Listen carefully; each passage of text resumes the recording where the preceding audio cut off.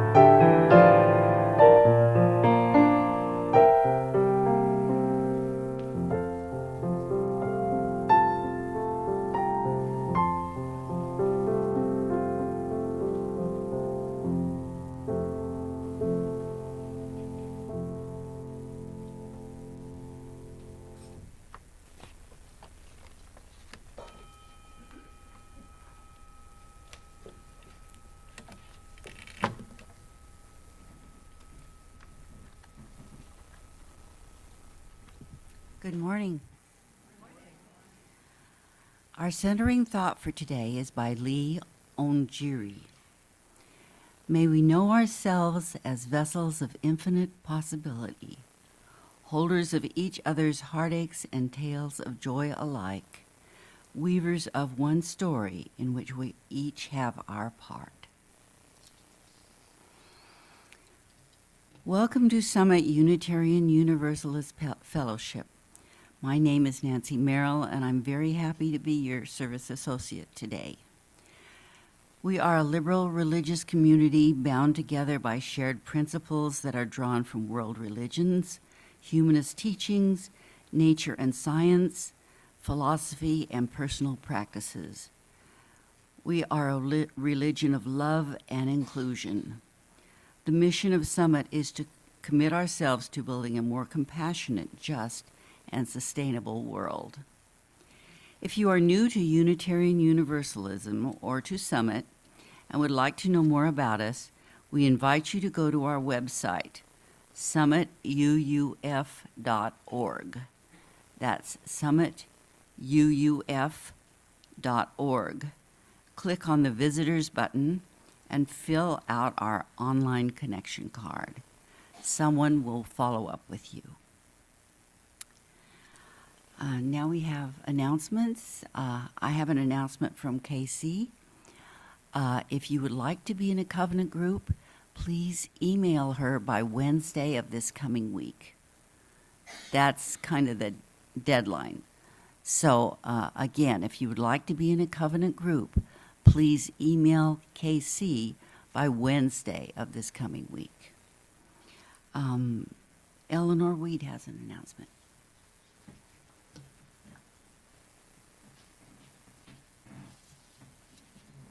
Good morning. This past week, Summit was gifted a sculpture from a member of First Church named Joan Cuddy, who is moving back to the East Coast. And the sculpture is very, very, very heavy, and she didn't want to move it with her. So it is currently in our greeting room. It is by the Shona people of Zimbabwe.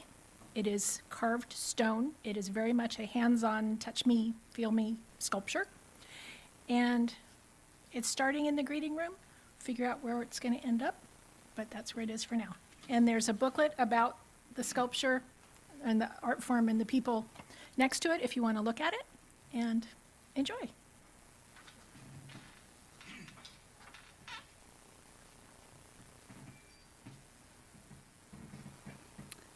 Shannon Allen has an announcement about the auction. Good morning. Auction season is coming up. It's 3.5 months away. And with auction season comes paddle raising. So here to help you with your paddle exercises is my husband, Steve. Thank you. It is that time of year again, and for those of us who are veterans at... Oh, thought I had a booming voice. I didn't need it. All right, for those of us who are veterans at this and have done the auction before, we know that we have to be prepared for paddle raising, okay? And there's a certain amount of paddle aerobics exercises, and I'm here to help you get prepared so that when you raise them, you can raise them high and hold them long. So we'll start off with 1 and 2 and all of us up. 1 and 2 and hold. This is the advanced exercise. We have 20 available at these. The auctioneer has 20. All right, we got 15. Hold. Don't let those, Oh, I know you haven't done your exercises, so down they go. Hold. 19, 21. Great. Okay, wait a minute. Unitarians can't count, so this might take a while. All right, we got to get back down to, 19, 18. Oh, we're going the wrong way. No, 20, 21, 22. Holy cow, we made a, there it is. So, folks, every day, 1 and 2 and 1 and 2. Those Gene Simmons takes paid off I watched this morning, right? So there you go. All right. So now if you can just practice that every day, every morning, we'll be prepared. Thank you so much. Paddle exercises are great. This event does not happen without volunteers, so those paddle exercises work for volunteering too.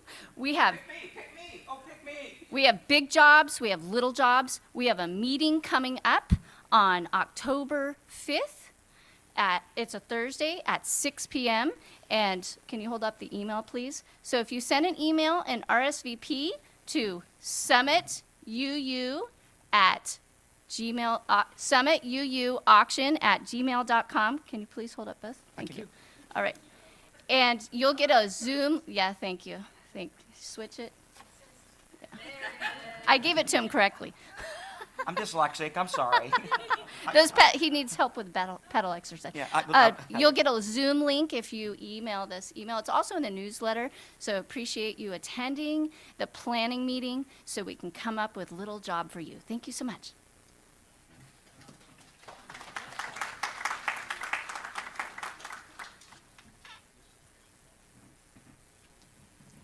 Are there any other announcements? We acknowledge that our fellowship resides on unceded Kumeyaay land, and that for more than 10,000 years this land has been and continues to be home to the Kumeyaay people. We recognize the violent history of colonization in California and honor the legacy of the continuing presence of the Kumeyaay Nation. And now Pastor Pandell will light the chalice. A Fire in the Universe by Sean Trapp. Our chalice reminds us that the fire within us is the same fire that illuminates the universe. It is our reminder that all is connected, even though the space of the void is vast, and our experience here is but a blip in the cosmic timeline. This flame is our promise that in our smallness and our short time on this earth, that we live intently and deeply with love for one another, with honesty and integrity, to be guided by rational thought and critical thinking, and with a sense of shared responsibility. For, as the late astronomer Kyle Sagan reminded us, this pale blue dot is the only home we've ever known. Please stand for our UU hymn and aspiration.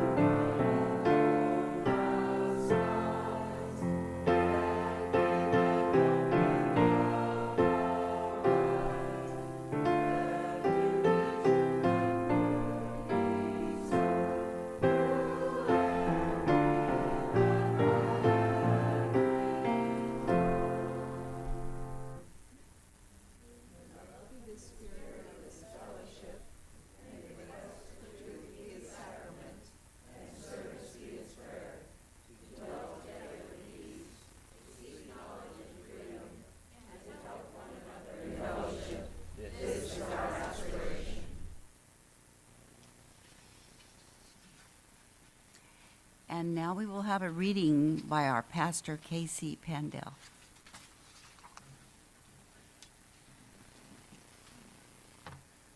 Good morning, everyone.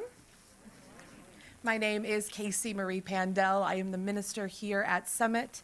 Whether it is your first visit or your 5,000th visit, you are whole, you are holy, you are loved, and you are so welcome here. Our reading this morning is words from Elizabeth Wynn entitled, "Our Journey is to Transform." It's audience participation day today. It is a responsive reading, and the text should be in your order of service. As Unitarian Universalists, our journey is to transform the big and the small, to transform ourselves and to transform the world. Universalism means no one is outside the circle of love, and no one is disposable. No one is outside the circle of love, and no one is disposable. We stubbornly seek out the divine in each other, no matter what. Independence means none of us is truly free until we are all free, and our thriving is bound up in the earth's thriving. None of us is truly free until we are all free. We struggle for liberation from the violence of white supremacy, sexism, ableism, classism, and heterosexism. Our covenants mean we make promises to our communities to honor, love, and justice above all. We make promises to honor, love, and justice above all else. And I would like to invite our wonderful DRE, Mary, up for our Time for All Ages. For those of you young and young at heart, you are welcome to join us up front. Good morning. I have something to hold the story. So it's a new month. It's October. This is my middle child, Anya. Today's also my birthday. There. Thank you. We have a new theme, because we have a theme every month. And our theme for this month is heritage. Now, heritage, all of us are going to be thinking about what that means to us. And Casey's going to be sharing what that means to us as Unitarian Universalists. And for our children, for our young people, we're going to be sort of looking at heritage as the roots that hold us. So I made this tree over here to illustrate heritage as like a meditation for the month. And I made these roots. So these are made out of recycled packaging paper that I would get with things wrapped in the mail. And so the roots going down into the earth is something that you can look at and meditate on while you're listening to whatever we're exploring throughout the month. And it's a 5-Sunday month. And we may use it in other ways during the month. We'll see what happens. A little mystery there. I wanted to share something else. We had a request for a cozy corner. And I've been working on this for a while. It was supposed to happen earlier this year, but my life took a really weird turn. So here's our new cozy corner over here. So this is a new space in the sanctuary, and I'm putting together a little table. It's going to have some things you can touch and feel during the services. This is not just for children. Sometimes it's hard for adults to sit in a chair. So no drinks, no cocktails.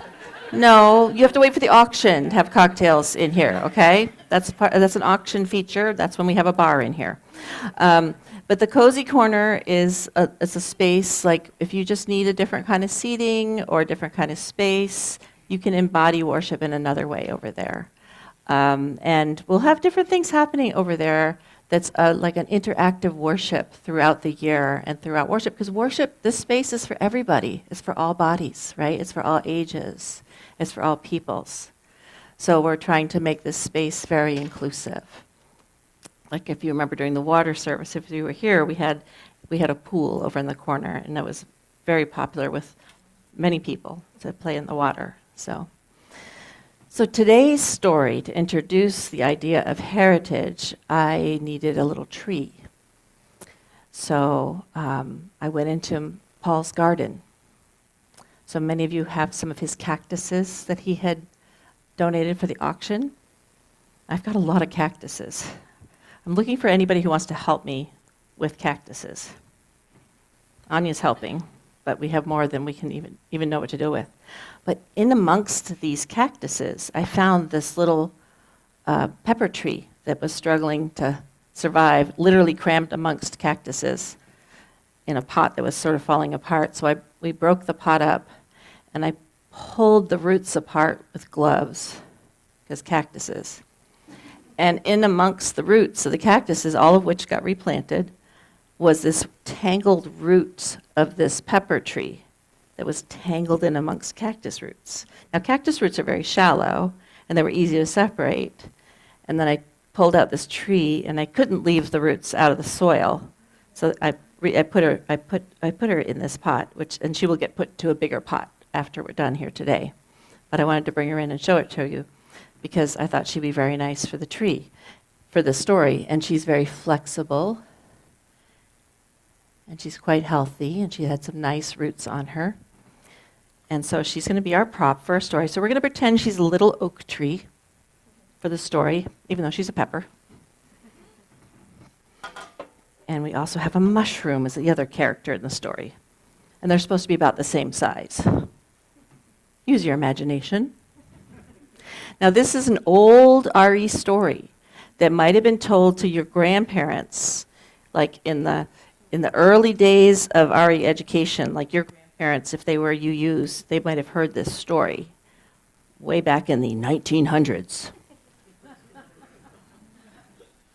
For some of us, that's not so far back, but it might seem far back for some folks. So, this was a story was told to Katie Covey by Barbara Marshman, who was one of the oral storyteller holders years and years ago. So here's how the story goes. So at the edge of a forest stood a fat, large mushroom. Imagine this portobello is a fat, large mushroom. One day, now next to it grew a spindly plant about the same height with 4 leaves. One day the mushroom said to its companion, "Say there, Skinny, I've been watching you. How come when anyone pushes over a mushroom, we all go to pieces, But when you get pushed over, you straighten up good as new. The little plant thought for a while, and then it answered, I guess it's because I have something down under the ground called roots. They go down deep, and when I get pushed, I just hang on tight with my roots until I'm all right again. Hey, that's a neat idea, said the mushroom. How do you go about getting these roots? Well, said its friend slowly, takes a long time. I've been growing mine for almost a year. A year, shouted the mushroom. Who's got that kind of time? A whole year of growing something that you can't even see. They may be handy, but that's the silliest waste of time I've ever heard, said the mushroom. And the mushroom kind of laughed and laughed. Finally, it said to his forest friend, by the way, Skinny, when you got all your fancy roots grown, what do you expect to be? The little plant seemed to grow taller as it said, do you see that tall oak standing over there? Up against that strong winds on the hill? That's my mother, and someday I'm going to be strong and tall, just like her.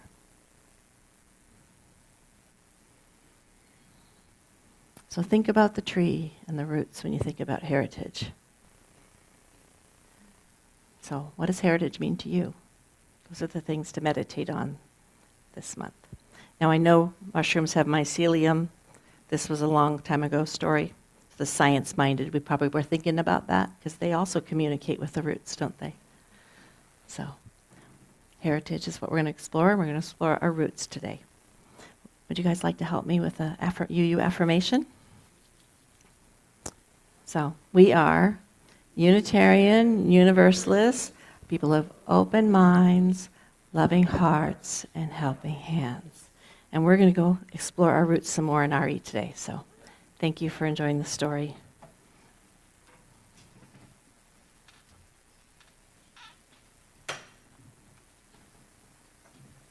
And if all of the rest of us could rise in mind, body, or spirit for our first hymn, which is 301, Touch the Earth, Reach the Sky. It is in your gray hymnal.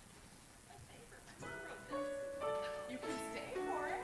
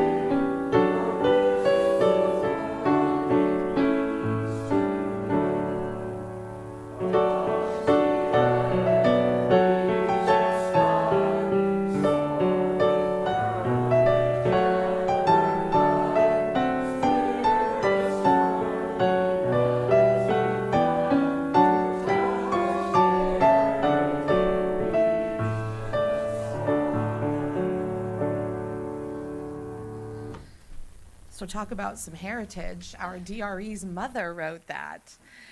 What you'll find a lot with Unitarian Universalism is you have people who came to us later in life, but there are some of us who were raised in this faith. And in a lot of ways, they get to be the carriers of all of the knowledge that maybe some of us didn't get to grow up around. So I really cherish that we have a DRE that is so deeply rooted in our faith, because that gives us the opportunity for our children to be as deeply rooted too. Our meditation today are words from Laura Horton Ludwig entitled "What We Do Matters." Spirit of life and love, we are here because we believe what we do matters. We are here because we believe how we live our life matters. That with every act of kindness or meanness, courage or fear, love or hate, we are weaving the fabric of the universe that holds us all. We are here because we need encouragement, because we need strength, because so often we get distracted. We get in a rush, we don't think, we choose the easy way when the harder path is what our spirit truly longs for. We are here because none of us is perfect, but together we inspire one another to try again, to take another step. We are here because we have felt the stirrings of love and grace in our hearts and hands, and we crave more of that for ourselves, and not only for ourselves, for everyone. We are here because how we live matters. Blessed be. When I first became a Unitarian Universalist, people would shoot me a puzzled look before asking, "Unitarian Universalist? What the heck is that?" Now, despite being able to tick a box for our faith on hospital intake forms, it was clear that we were not winning any popularity contests. Not because we don't have something wonderful to offer, but because people just don't seem to know who we are. And we can't blame them. My answer always hovered somewhere between, well, we're kind of Christian adjacent, but we aren't really Christian, which I think just further confuses people. In the years since, I'm finding that people are hearing that Unitarian bit while ignoring the Universalist one. Unitarianism is great, and when people know us for that word, they seem to know us for being a liberal thinking faith, for our very New England roots in America, and for being affluent and educated, sometimes with a side of, "Weren't you guys the ones with the seance phase?" Which is true, we did have a seance phase.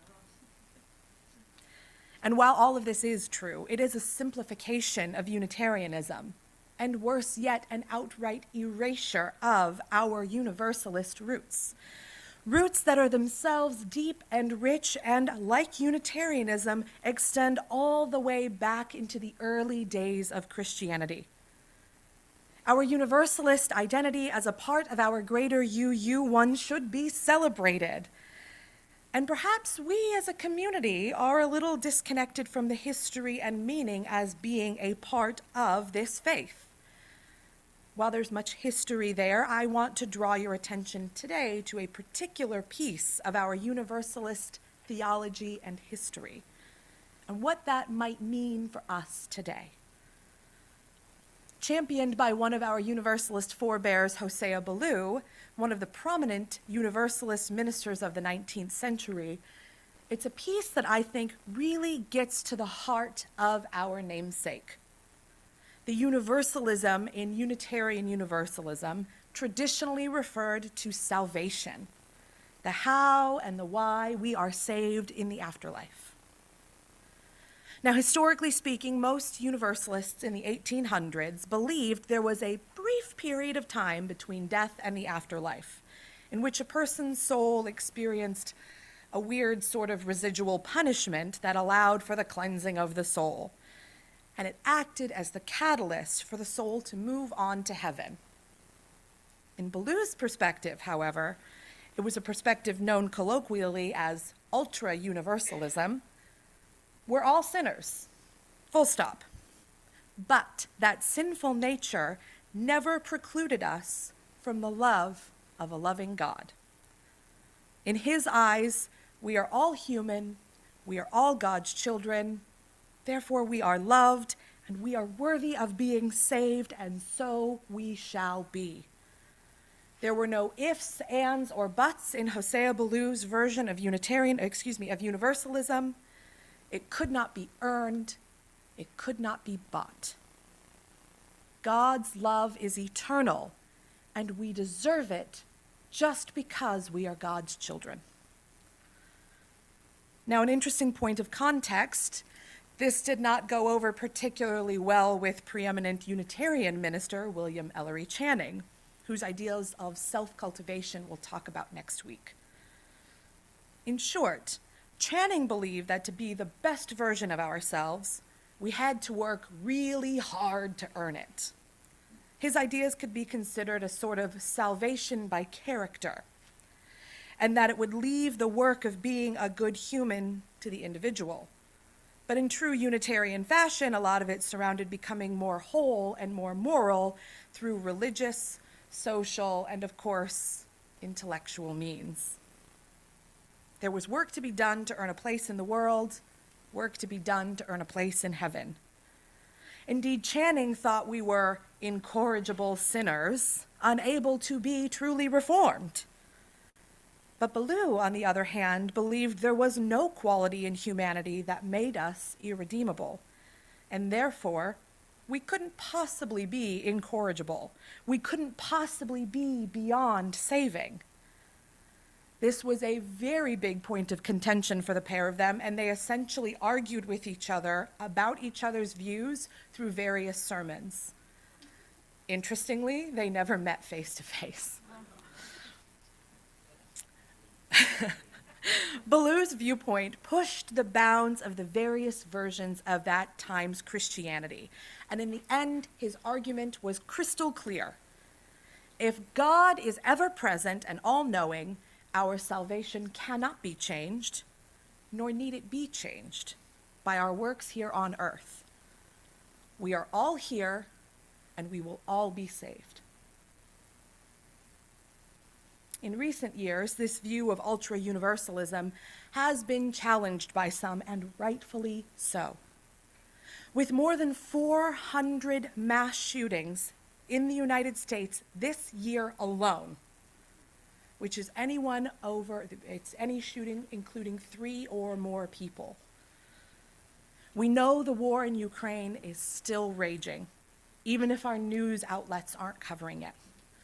There's continued violence against marginalized communities day in and day out. It's difficult with all of this hardship to stomach the idea of we are all saved. We cannot discount the discomfort of knowing that if this version of universalism is true, then the owners of enslaved people are in heaven right now alongside the souls of those they enslaved. Reckoning with this good and evil is no easy feat, and I do not pretend there is ever a perfect answer to this kind of question, like one posed in a particular perspective by the Reverend Mark Morrison Reed in his 2017 lecture, The Black Hole in the White Psyche. How do we reconcile God's goodness with the existence of evil? In the context of Charleston, in the context of Jim Crow, the context of slavery, what is the meaning of, in Morrison Reed's case, black suffering? Why has such calamity been directed at African Americans? If God is just and loving, then there must be a reason. If there is no reason, one is led to the conclusion that God is neither just nor loving. Now, certainly as a white, straight, cisgender woman, I can only grapple with that which I know. And I feel as though any answer I could come up with to something beyond my experience may fall painfully short of the full impact of such questions. I can listen fully and bear witness to the spiritual explorations of those whose experience differs from mine. But that question cannot possibly be answered in this sermon alone. So sorry if you were hoping for one. The broader implications of evil being allowed to triumph into the afterlife land of good are uncomfortable, to say the least. And there's no good way to insist upon Ballou's idea of ultra-universalism in places where so much harm has been done. Ultra-universalism, while an intriguing theological idea, falls dreadfully short in practice. How do we as a society sort through this theological idea that God is all loving and just when violence, pain, and unjust practices are a thread that has been woven into the fabric of human history? How do we believe in an all-encompassing love when some faith traditions require a theology of guilt and suffering in order to earn a place amongst the heavens? This is a question I often considered in my atheistic youth, and the pressing silence I continue to receive for an answer as I make my way towards ordained ministry, makes this question all the more real and all the more relevant.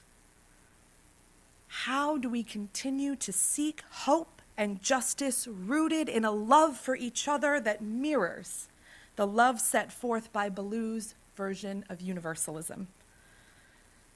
Unfortunately, I think the answer might be far more complicated than even the question itself. We understand that there is harm that can be done with this kind of all or nothing theology. And while it is a lovely thought in practice that no matter what we do, we are all saved, the practice of this is much more complicated. Insisting, for example, that someone forgive the person who chose to do them harm under the guise of universal love serves only to turn people away from the work that choosing love can serve to do. Similarly, in some traditional faiths, they hold the idea of God's love out of reach of their believers in similar or worse fashion than Channing believed. This too may lead to an uncertainty of worth and fears of being unlovable, questioning, if God doesn't love me, then who will? We must be cautious with the implications of all loving all the time. A trauma-informed approach to faith is a key to understanding how there is privilege in believing and proselytizing an all-encompassing love. However, in this explanation of our history and this exploration of it as part of our theology, which admittedly I hold on hope to, what I can offer you is this. We don't know where we go in the afterlife, if we go anywhere at all. And as Unitarian Universalists, there is a pretty broad range of ideas on what happens after we die from person to person across the room. But applying the universalism in our faith still has a place of practicality, even if it's frustratingly muddy in terms of theological satisfaction. Our Unitarian Universalist principles make space for this piece of all are worthy. It actually asks this work of us. We all have inherent worth and dignity, and we are all charged to treat our siblings in this life the same. We are asked to strive for justice and equity and to do so compassionately.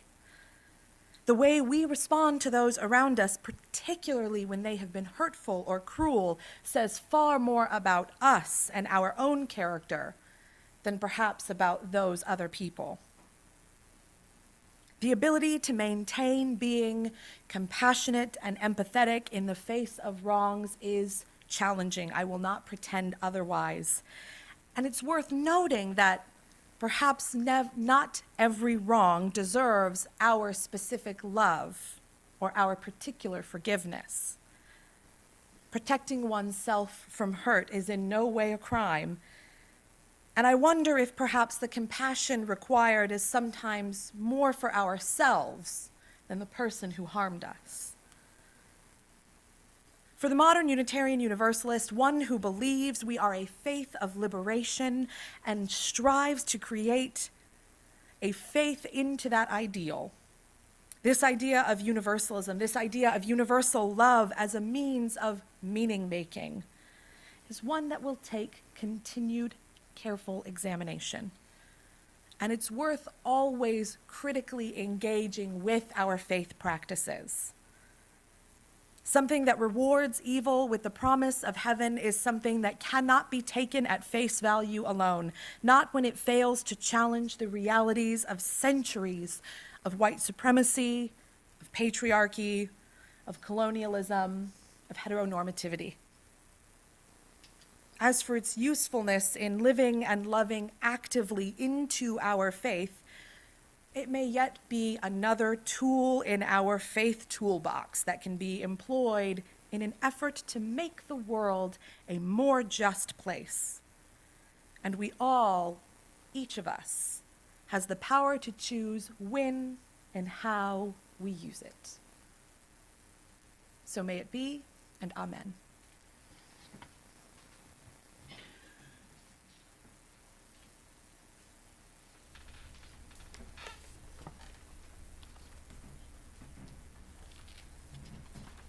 Thank you, Casey.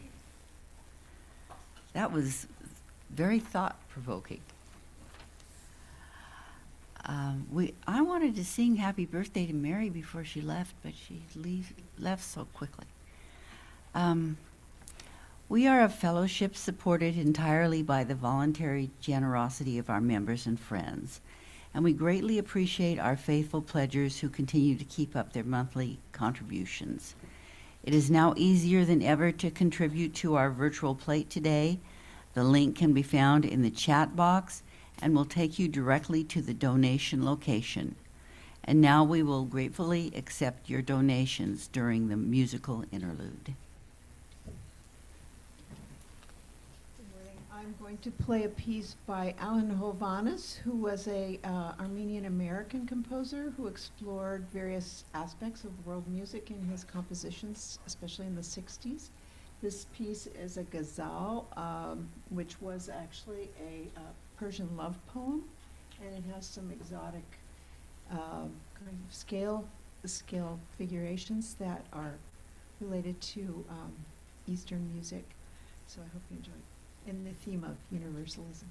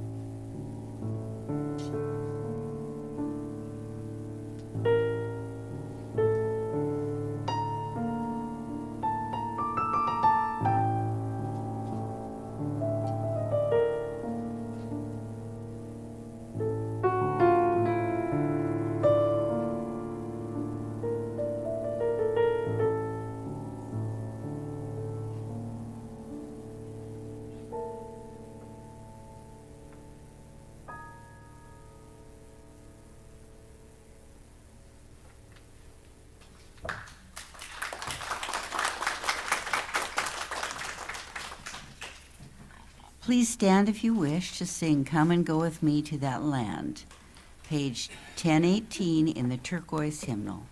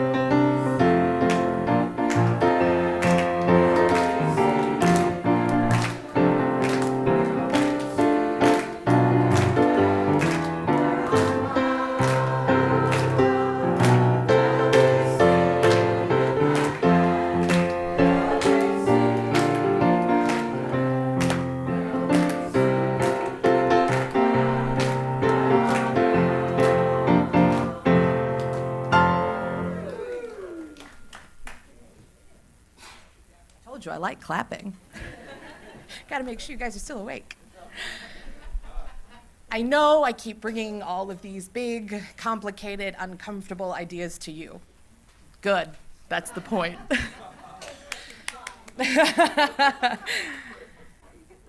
I want to challenge us to be the love we want to see in the world. Not just on Sundays when we're here in this room together. Everything we do together should be a reflection of our faith. When we sing on Sundays, when we show up for committee meetings on a Tuesday night after work and we've barely finished dinner. Everything we do in this community should be an example of the love we want to build in this world. It may not be an ultra-universalist version of love, but it is one that can work for us, that we can show the world that is possible together. Amen, shalom, salam, namaste, ashe, and blessed be. Go now in peace. May the light within you be a blessing to the world.